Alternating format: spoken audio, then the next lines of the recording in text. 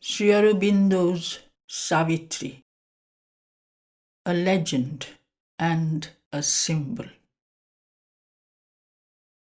Book 7, the Book of Yoga, Canto 6, Nirvana and the discovery of the all-negating Absolute.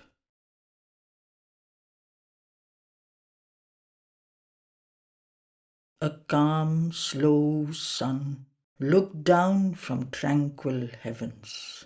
A routed, sullen rearguard of retreat, the last rains had fled, murmuring across the woods, or failed a sibilant whisper mid the leaves, and the great blue enchantment of the sky recovered the deep rapture of its smile. Its mellow splendor, unstressed by storm-licked heats, found room for a luxury of warm, mild days. The night's gold treasure of autumnal moons came floating, shipped through ripples of fairy air, and Savitri's life was glad, fulfilled like earth's. She had found herself. She knew her being's aim. Although her kingdom of marvelous change within remained unspoken in her secret breast, all that lived round her felt its magic's charm. The trees' rustling voices told it to the winds. Flowers spoke in ardent hues an unknown joy. The birds caroling became a canticle. The beasts forgot their strife and lived at ease. Absorbed in wide communion with the unseen, the mild ascetics of the wood received a sudden greatening of their lonely muse. This bright perfection of her inner state poured overflowing into her outward scene, made beautiful dull, common, natural things, and action wonderful, and time divine. Even the smallest, meanest work became a sweet or glad and glorious sacrament, an offering to the self of the great world, or a service to the one in each and all. A light invaded all from her being's light. Her heartbeat's dance communicated bliss. Happiness grew happier, shared with her by her touch, and grief some solace found when she drew near. Above the cherished head of Satyavan, she saw not now fate's dark and lethal orb. A golden circle round a mystic sun disclosed to her newborn predicting sight the cyclic rondure of a sovereign life. In her visions and deep-etched veridical dreams, in brief shiftings of the future's heavy screen, he lay not by a dolorous decree a victim in the dismal anther of death, or borne to blissful regions far from her, forgetting the sweetness of earth's warm delight, forgetting the passionate oneness of love's clasp, absolved in the self-wrapped immortal's bliss. Always he was with her, a living soul that met her eyes with close enamoured eyes, a living body near to her body's joy. But now, no longer in these great wild woods, in kinship with the days of bird and beast, and level to the bareness of earth's brown breast, but mid the thinking, high-built lives of men, in tapestried chambers and on crystal floors, in armoured town or gardened pleasure walks, even in distance, closer than her thoughts, body to body near, soul near to soul, moving as if by a common breath and will, They were tied in the single circling of their days, together by love's unseen atmosphere, inseparable like the earth and sky. Thus for a while she trod the golden path. This was the sun before abysmal night. Once as she sat in deep felicitous muse, still quivering from her lover's strong embrace, and made her joy a bridge twixt earth and heaven, an abyss yawned suddenly beneath her heart. A vast and nameless fear dragged at her nerves, as drags a wild beast its half-slaughtered prey. It seemed to have no den from which it sprang. It was not hers, but hid its unseen cause. Then rushing came its vast and fearful fount, a formless dread with shapeless, endless wings, filling the universe with its dangerous breath. A denser darkness than the night could bear enveloped the heavens and possessed the earth. A rolling surge of silent death, it came curving round the far edge of the quaking globe, effacing heaven with its enormous stride. It willed to expunge the choked and anguished air and end the fable of the joy of life.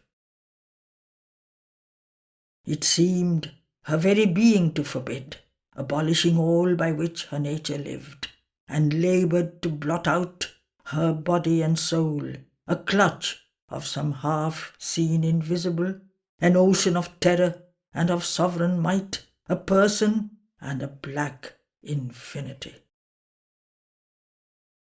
It seemed to cry to her, without thought or word, the message of its dark eternity, and the awful meaning of its silences.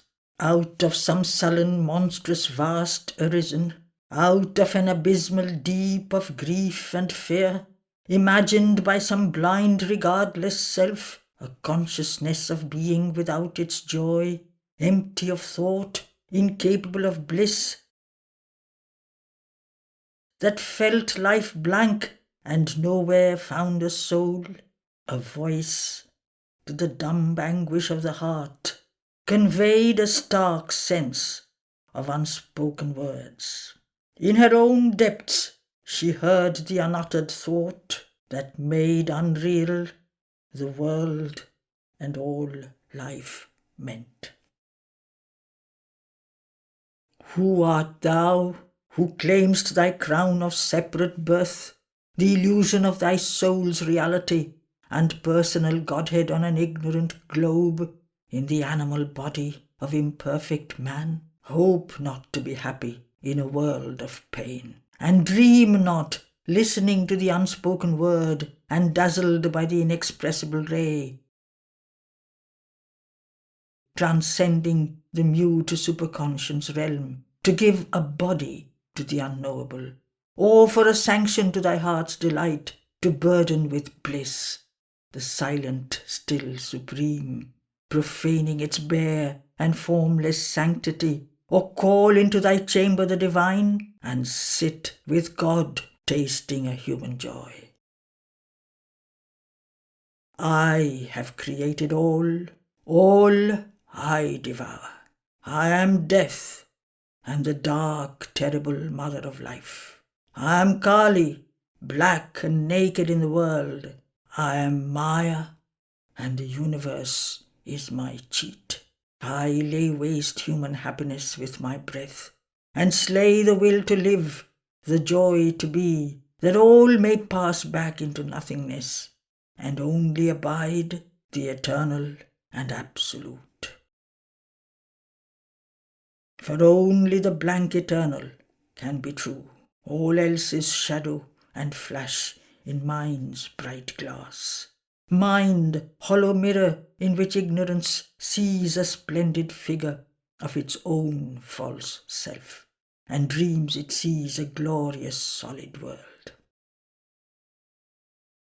O soul, inventor of man's thoughts and hopes, thyself the invention of the moment's stream, illusion's centre or subtle apex point, at last know thyself. From vain existence cease, a shadow of the negating absolute, the intolerant darkness travelled, surging past, and ebbed in her the formidable voice. It left behind her inner world laid waste. A barren silence weighed upon her heart. Her kingdom of delight was there no more. Only her soul remained, its emptied stage, awaiting the unknown eternal will. Then from the heights a greater voice came down, the word that touches the heart and finds the soul, the voice of light after the voice of night. The cry of the abyss drew heaven's reply, a might of storm chased by the might of the sun. O soul, bear not thy kingdom to the foe, consent to hide thy royalty of bliss, lest time and fate find out its avenues and beat with thunderous knock upon thy gates. Hide whilst thou canst thy treasure of separate self behind the luminous rampart of thy depths, till of a vaster empire it grows part. But not for self alone, the self is one. Content abide not with one conquered realm. Adventure all to make the whole world thine, to break into greater kingdoms, turn thy force. Fear not to be nothing, that thou mayest be all. Assent to the emptiness of the supreme, that all in thee may reach its absolute. Accept to be small and human on the earth, interrupting thy newborn divinity, that man may find his utter self in God. If for thy own sake only thou hast come, an immortal spirit into the mortal's world, to found thy luminous kingdom in God's dark, in the inconscious realm, one shining star, one door in the ignorance opened upon light, why hadst thou any need to come at all? Thou hast come down into a struggling world to aid a blind and suffering mortal race, to open to light the eyes that could not see, to bring down bliss into the heart of grief, to make thy life a bridge twixt earth and heaven. If thou wouldst save the toiling universe, the vast universal suffering feel as thine. Thou must bear the sorrow that thou claimst to heal. The day-bringer must walk in darkest night. He who would save the world must share its pain. If he knows not grief, how shall he find grief's cure? If far he walks above mortality's head, how shall the mortal reach that too high path? If one of theirs they see scale heaven's peaks, men then can hope to learn that Titan climb. God must be born on earth and be as man, that man being human may grow even as God. He who would save the world must be one with the world. All suffering things contain in his heart's space, and bear the grief and joy of all that lives. His soul must be wider than the universe, and feel eternity as its very stuff, rejecting the moment's personality, know itself older than the birth of time, creation, an incident in its consciousness, Arcturus and Belphegor, grains of fire circling in a corner of its boundless self. The world's destruction, a small transient storm in the calm infinity it has become. If thou wouldst a little loosen the vast chain, draw back from the world that the idea has made, thy mind's selection from the infinite, thy senses gloss on the infinitesimal's dance, then shalt thou know how the great bondage came. Banish all thought from thee and be God's void. Then shalt thou uncover the unknowable, and the superconscient conscious grow on thy tops. Infinity's vision through thy gaze shall pierce. Thou shalt look into the eyes of the unknown, find the hid truth in things seen null and false. Behind things known, discover mysteries rare. Thou shalt be one with God's bare reality, and the miraculous world he has become, and the diviner miracle still to be, when nature, who is now unconscious God, translucent grows to the eternal's light, her seeing, his sight, her walk, his steps of power, and life is filled with a spiritual joy, and matter is the Spirit's willing bride. Consent to be nothing and none, dissolve time's work, cast off thy mind, step back from form and name, annul thyself, that only God may be. Thus spoke the mighty and uplifting voice, and Savitri heard. She bowed her head and mused, plunging her deep regard into herself, in her soul's privacy in the silent night. Aloof and standing back, detached and calm, a witness of the drama of herself, a student of her own interior scene, she watched the passion and the toil of life, and heard in the crowded thoroughfares of mind the unceasing tread and passage of her thoughts. All she allowed to rise, that chose to stir, calling, compelling naught, forbidding naught. She left all to the process formed in time and the free initiative of nature's will. Thus, following the complex human play, she heard the prompter's voice behind the scenes, perceived the original libretto's set and the organ theme of the composer force. All she beheld that surges from man's depths, the animal instincts prowling mid life's trees, the impulses that whisper to the heart, and passion's thunder chase sweeping the nerves. She saw the powers that stare from the abyss, and the wordless light that liberates the soul. But most her gaze pursued the birth of thought.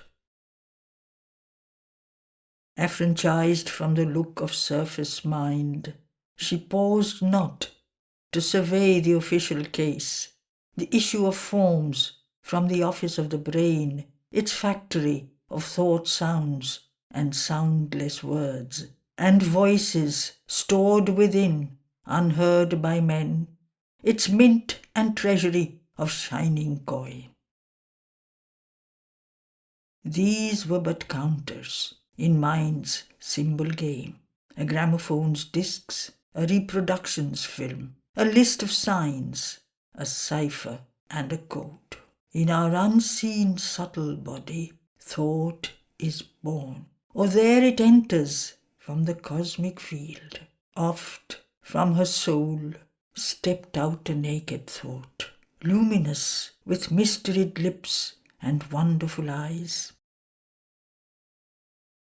Oh, from her heart emerged a sun-burning face, and looked for life and love and passionate truth, aspired to heaven, or embraced the world, or led the fancy like a fleeting moon across the dull sky of man's common days, amidst the doubtful certitudes of earth's law, to the celestial beauty of faith gave form, as if at flower prints in a dingy room laughed in a golden vase one living rose. A thaumaturgist sat in her heart's deep, compelled the forward stride, the upward look, till wonder leaped into the illumined breast, and life grew marvellous with transfiguring hope. A seeing will pondered between the brows. Thoughts, glistening angels, stood behind the brain, in flashing armour, folding hands of prayer, and poured heaven's rays into the earthly form. Imaginations flamed up from her breast, unearthly beauty, touches of surpassing joy, and plans of miracle, dreams of delight. Around her navel lotus, clustering close, her large sensations of the teeming worlds streamed their dumb movements of the unformed idea, invading the small sensitive flower of the throat. They brought their mute, unuttered resonances to kindle the figures of a heavenly speech. Below, desires formed their wordless wish, and longings of physical sweetness and ecstasy translated into the accents of a cry, their grasp on objects and their clasp on souls. Her body's thoughts climbed from her conscious limbs and carried their yearnings to its mystic crown, where nature's murmurs meet the ineffable. But for the mortal, prisoned in outward mind, all must present their passports at its door. Disguised they must don the official cap and mask, or pass as manufactures of the brain, unknown their secret truth and hidden source. Only to the inner mind they speak direct, put on a body and assume a voice, their passage seen, their message heard and known, their birthplace and their natal mark revealed, and stand confessed to an immortal's sight, our nature's messengers to the witness soul. Impenetrable, withheld from mortal sense, the inner chambers of the spirit's house disclosed to her their happenings and their guests. Eyes looked through crevices in the invisible wall, and through the secrecy of unseen doors there came into mind's little frontal room thoughts that enlarged our limited human range, lifted the ideal's half-quenched or sinking torch, or peered through the finite at the infinite. A sight opened upon the invisible, and sensed the shapes that mortal eyes see not, the sounds that mortal listening cannot hear, the blissful sweetness of the intangible's touch. The objects that to us are empty air are there the stuff of daily experience and the common pabulum of sense and thought. The beings of the subtle realms appeared, and scenes concealed behind our earthly scene. She saw the life of remote continents, and distance deafened not to voices far. She felt the movements crossing unknown minds, the past events occurred before her eyes. The great world's thoughts were part of her own thought. The feelings dumb forever and unshared, the ideas that never found an utterance, the dim, subconscious, incoherent hints laid bare a meaning, twisted, deep and strange, the bizarre secret of their fumbling speech, their links with underlying reality. The unseen grew visible and audible. Thoughts leaped down from a superconscient field, like eagles swooping from a viewless peak. Thoughts gleamed up from the screened subliminal depths, like golden fishes from a hidden sea. This world is a vast, unbroken totality. A deep solidarity joins its contrary powers. God's summits look back on the mute abyss.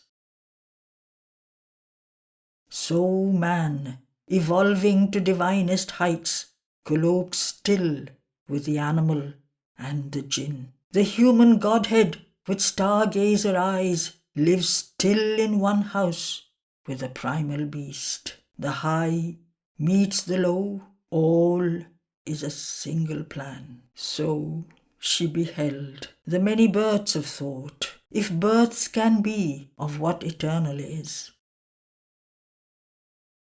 For the Eternal's powers are like himself, timeless in the timeless, in time ever born.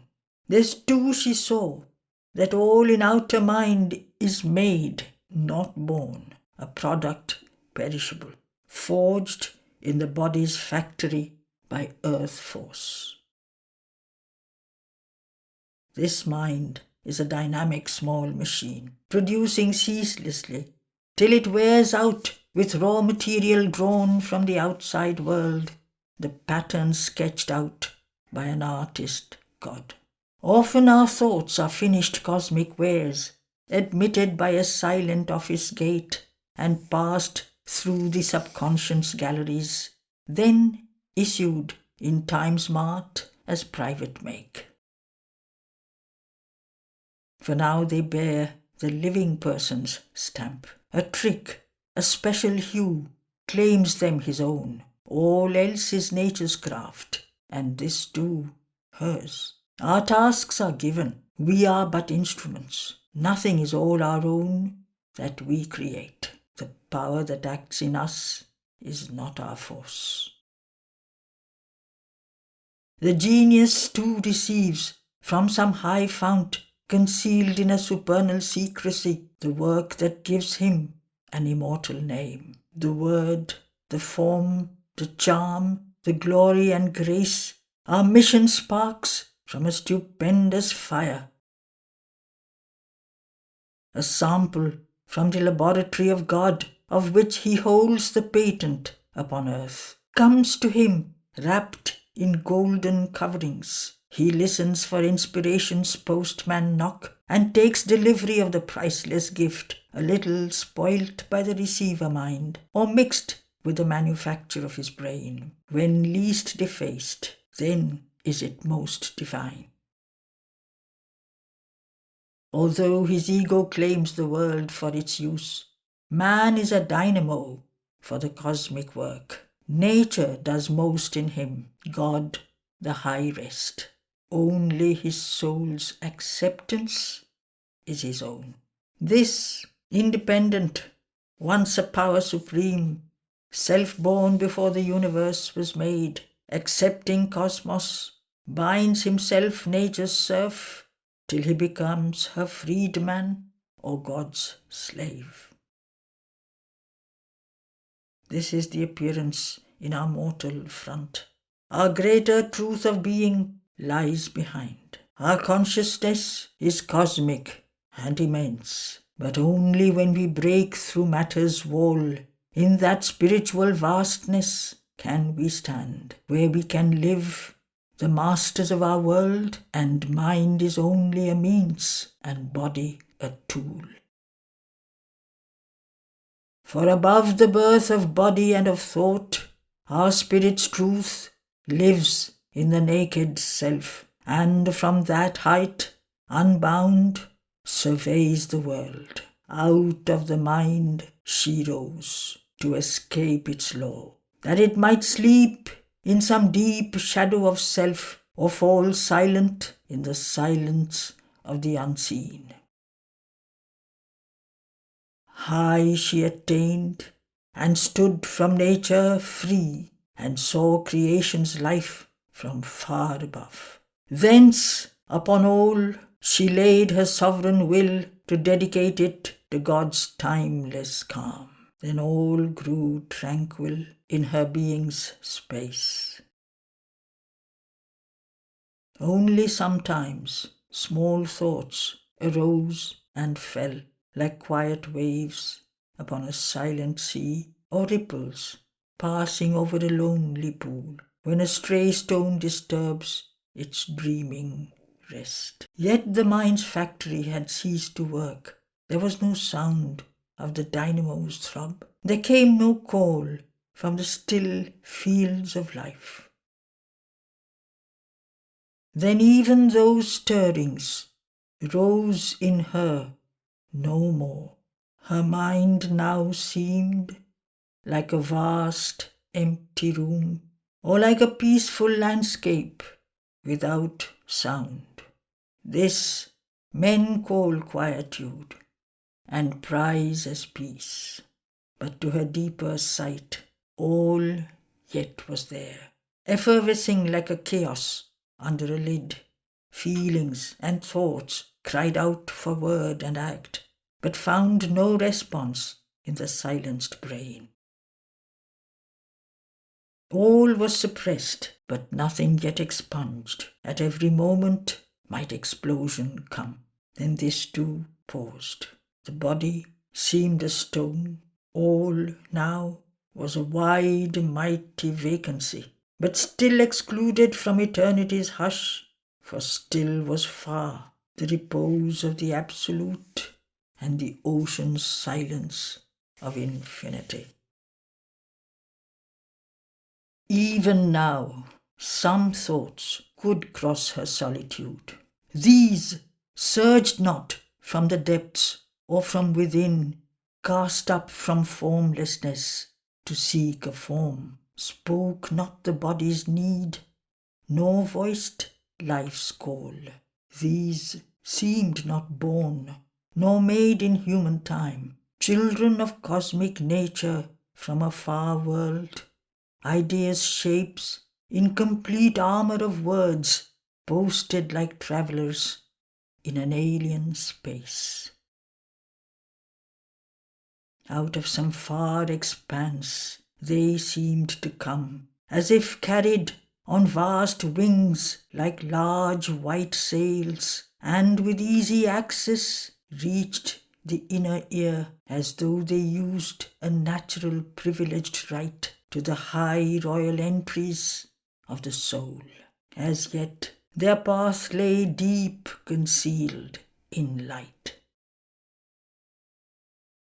Then, looking to know whence the intruders came, she saw a spiritual immensity, pervading and encompassing the world's space, as ether our transparent, tangible air, and through it sailing tranquilly a thought, as smoothly glides a ship nearing its port. Ignorant of embargo and blockade, confident of entrance and the visa's seal, it came to the silent city of the brain, towards its accustomed and expectant key, but met a barring will, a blow of force, and sank vanishing in the immensity. After a long vacant pause, another appeared, and others one by one suddenly emerged, minds unexpected visitors from the unseen, like far-off sails upon a lonely sea. But soon that commerce failed. None reached mind's coast. Then all grew still. Nothing moved any more. Immobile, self-wrapped, timeless, solitary, a silent spirit pervaded silent space. In that absolute stillness, bare and formidable, there was glimpsed an all-negating void supreme that claimed its mystic nihil's sovereign right to cancel nature and deny the soul. Even the nude sense of self grew pale and thin, impersonal, signless, featureless, void of forms, a blank, pure consciousness had replaced the mind. Her spirit seemed the substance of a name, the world a pictured symbol drawn on self, a dream of images, a dream of sounds, built up the semblance of a universe, or lent to spirit the appearance of a world. This was self-seeing. In that intolerant hush, no notion and no concept could take shape. There was no sense to frame the figure of things. A sheer self-sight was there. No thought arose. Emotion slept deep down in the still heart, or lay buried in a cemetery of peace. All feelings seemed quiescent, calm, or dead, as if the heartstrings rent could work no more, and joy and grief could never rise again. The heart beat on with an unconscious rhythm, but no response came from it, and no cry. Vain was the provocation of events. Nothing within answered an outside touch. No nerve was stirred, and no reaction rose. Yet still her body saw and moved and spoke. It understood without the aid of thought. It said whatever needed to be said. It did whatever needed to be done. There was no person there behind the act, no mind that chose or passed the fitting word. All wrought like an unerring apt machine, as if continuing old habitual turns, and pushed by an old unexhausted force, the engine did the work for which it was made. Her consciousness looked on and took no part. All it upheld, in nothing had a share. There was no strong initiator will. An incoherence crossing a firm void slipped into an order of related chance. A pure perception was the only power that stood behind her action and her sight. If that retired, all objects would be extinct. Her private universe would cease to be. The house she had built with bricks of thought and sense, in the beginning after the birth of space. This seeing was identical with the seen. It knew without knowledge all that could be known. It saw impartially the world go by, but in the same supine, unmoving glance saw too its abysmal unreality. It watched the figure of the cosmic game, but the thought and inner life in forms seemed dead, abolished by her own collapse of thought. A hollow, physical shell persisted still. All seemed a brilliant shadow of itself, a cosmic film of scenes and images. The enduring mass and outline of the hills was a design sketched on a silent mind, and held to a tremulous false solidity by constant beats of visionary sight. The forest with its emerald multitudes, clothed with its show of hues, vague empty space. A painting's colours, hiding a surface void that flickered upon dissolution's edge. The blue heavens, an illusion of the eyes, roofed in the mind's illusion of a world. The men who walked beneath an unreal sky seemed mobile puppets out of cardboard cut, and pushed by unseen hands across the soil, or moving pictures upon fancy's film. There was no soul within, no power of life. The brain's vibrations that appear like thought, the nerve's brief answer to each contact's knock, the heart's quiverings felt as joy and grief and love were twitchings of the body, their seeming self, that body forged from atoms and from gas, a manufactured lie of Maya's make, its life a dream seen by the sleeping void. The animals, lone or trooping through the glades, fled like a passing vision of beauty and grace, imagined by some all-creating eye. Yet something was there, behind the fading scene. Wherever she turned, at whatsoever she looked, it was perceived, yet hid from mind and sight. The one, only real, shut itself from space and stood aloof from the idea of time. Its truth escaped from shape and line and hue. All else grew unsubstantial, self-annulled. This only everlasting seemed and true. Yet nowhere dwelt, it was outside the hours. This only could justify the labour of sight. But sight could not define for it a form. This only could appease the unsatisfied ear, but hearing listened in vain for a missing sound. This answered not the sense, called not to mind. It met her as the uncaught, inaudible voice that speaks forever from the unknowable. It met her like an omnipresent point, pure of dimensions, unfixed, invisible, the single oneness of its multiplied beat, accentuating its sole eternity.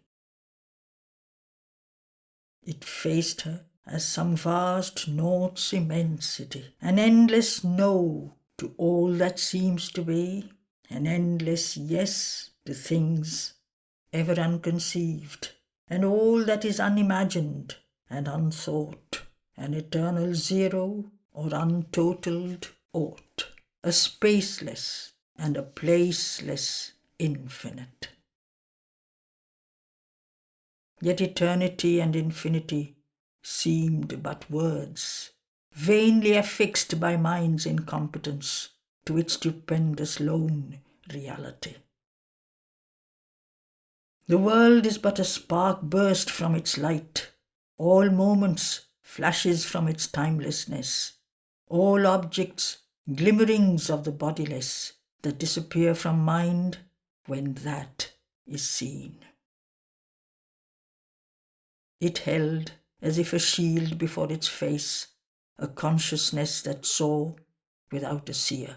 The truth where knowledge is not, nor knower, nor known. The love, enamoured of its own delight, in which the lover is not, nor the beloved, bringing their personal passion into the vast. The force, omnipotent in quietude, the bliss that none can ever hope to taste. It cancelled the convincing cheat of self. A truth in nothingness was its mighty clue. If all existence could renounce to be, and being take refuge in non-being's arms, and non-being could strike out its ciphered round, some lustre of that reality might appear. A formless liberation came on her. Once sepulchred alive in brain and flesh, she had risen up from body, mind and life. She was no more a person in a world. She had escaped into infinity. What once had been herself had disappeared. There was no frame of things, no figure of soul. A refugee from the domain of sense, evading the necessity of thought, delivered from knowledge and from ignorance, and rescued from the true and the untrue, she shared the superconscious high retreat beyond the self-born word, the nude idea, the first bare solid ground of consciousness. Beings were not there. Existence had no place. There was no temptation of the joy to be, unutterably effaced, no one and null, a vanishing vestige like a violet trace, a faint record merely of a self now past. She was a point in the unknowable. Only some last annulment now remained, annihilation's vague, indefinable step. A memory of being still was there, and kept her separate from nothingness. She was in that, but still became not that. This shadow of herself, so close to naught, could be again self's point d'appui to live, return out of the inconceivable, and be what some mysterious vast might choose. Even as the unknowable decreed, she might be naught, or new become the all. Or if the omnipotent nihil took a shape, emerge as someone and redeem the world. Even she might learn what the mystic cipher held. This seeming exit or closed end of all could be a blind tenebrous passage, screened from sight. Her state, the eclipsing shell of a darkened sun, on its secret way to the ineffable. Even now, her splendid being might flame back out of the silence and the nullity, a gleaming portion of the all-wonderful, a power of some all-affirming absolute, a shining mirror of the eternal truth, to show to the one in all its manifest face, to the souls of men their deep identity. Or she might wake into God's quietude, beyond the cosmic day and cosmic night, and rest appeased in his white eternity. But this was now, unreal or remote, or covered in the mystic, fathomless blank. In infinite nothingness was the ultimate sign, or else the real was the unknowable, a lonely absolute, negated all. It effaced the ignorant world from its solitude and drowned the soul in its everlasting peace. End of Canto 6.